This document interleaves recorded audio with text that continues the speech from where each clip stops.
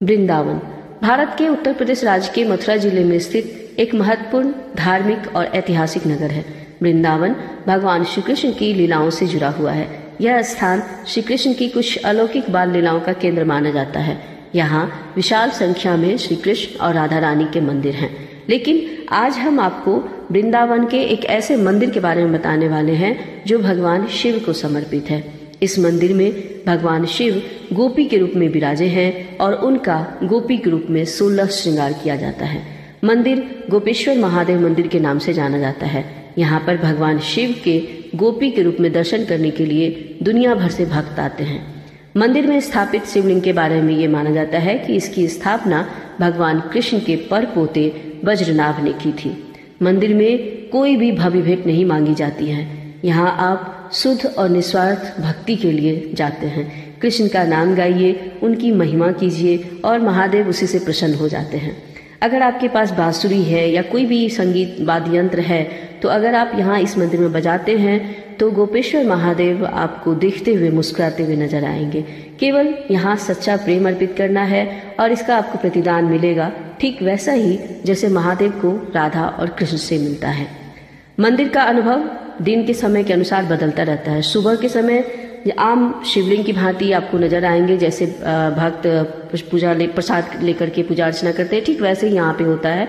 और शाम ढलते ही एक परिवर्तन होता है।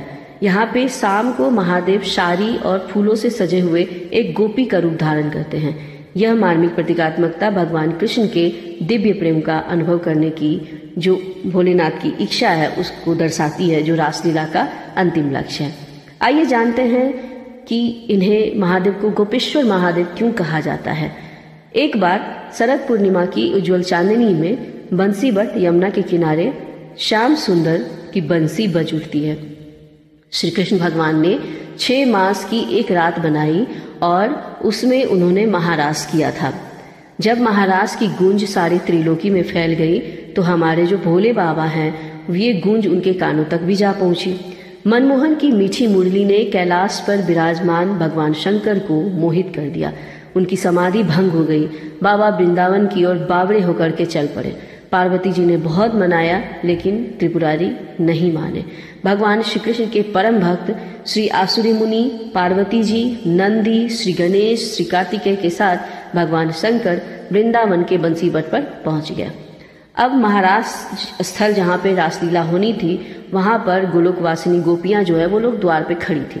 पार्वती जी तो महारास में प्रवेश कर गई क्योंकि द्वारपालिकाओं ने श्री महादेव जी और श्री आसुरी मुनि को अंदर जाने से रोक दिया। उन्हें ये कहा गया कि इस महारास में श्री कृष्ण के अलावा कोई भी पुरुष अंदर नहीं जा सकता है, प्रवेश नहीं कर सकता है। अब इस पर शिव जी ने कहा कि देवियों, हमें भी श्री राधा कृष्ण के दर्शन की अभिलाषा है, अतः आप ऐसा कोई उपाय बताइए जिससे हम महाराज के दर्शन कर सके।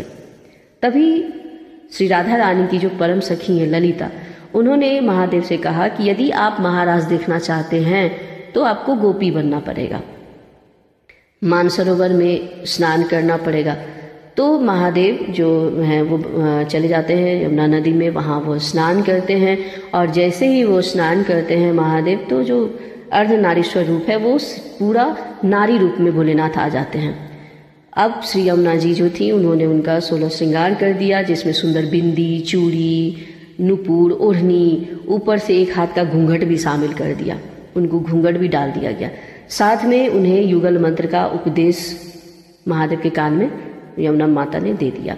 अब भोलेनाथ प्रसन्न मन से गोपी वेश में महारास में प्रवेश कर गए। श्री शिव जी मोहिनी वेश में गोपियों के मंडल में मिलकर विश्व मोहन की रूप माधुरी का पान करने लगे।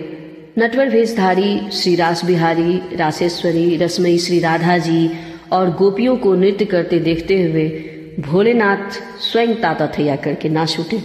मोहन की बंसी ने भोलेनाथ की सुध बुध को भुला दिया। अब श्री कृष्ण और राधा से तो कुछ छुपा हुआ है, ऊपर से कृष्ण जो बनवारी हैं उनसे तो कुछ छिप नहीं सकता है। भगवान कृष्ण ने थोड़ी देर में ही शिव जी को पहचान लिया। अब वो बोलते हैं कि चलो रास के बीच में थोड़ा सा मनोरंजन भी हो जाए, हास परिहास भी हो जाए। भगवान श्री कृष्ण कहते हैं कि गोपियों, तुम इतनी देर से हमारे साथ नृत्य कर रही हो लेकिन मैंने अभी तक तुम्हारा चेहरा नहीं देखा है। तो गोपियाँ बोली, प्यारे आपसे क्या छुपा है, आप देख लो हमारा चेहरा।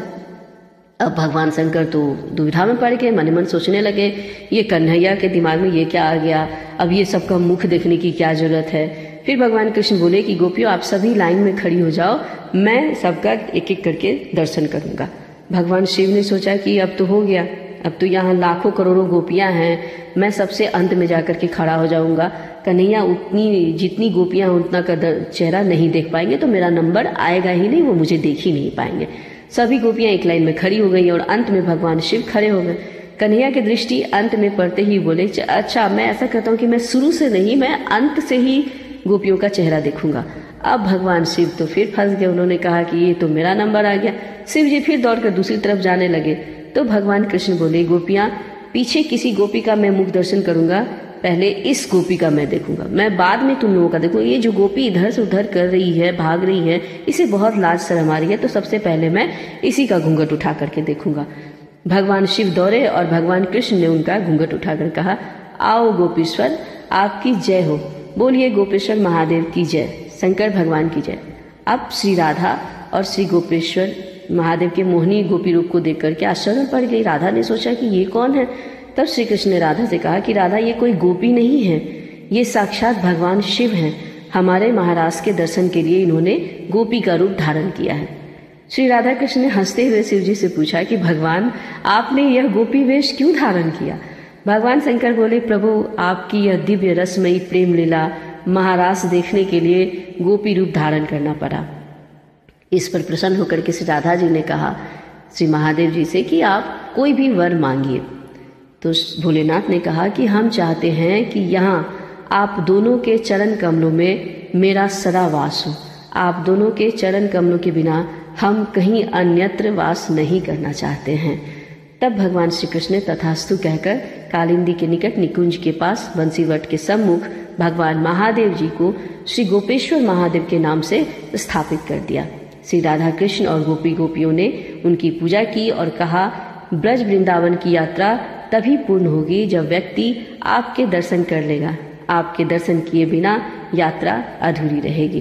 भगवान शंकर वृंदावन में आज भी गोपेश्वर महादेव के रूप में विराजमान हैं और भक्तों को अपने दिव्य गोपी वेश में दर्शन दे रहे हैं। गर्भगृह के बाहर पार्वती जी, श्री गणेश, श्री नंदी विराजमान हैं।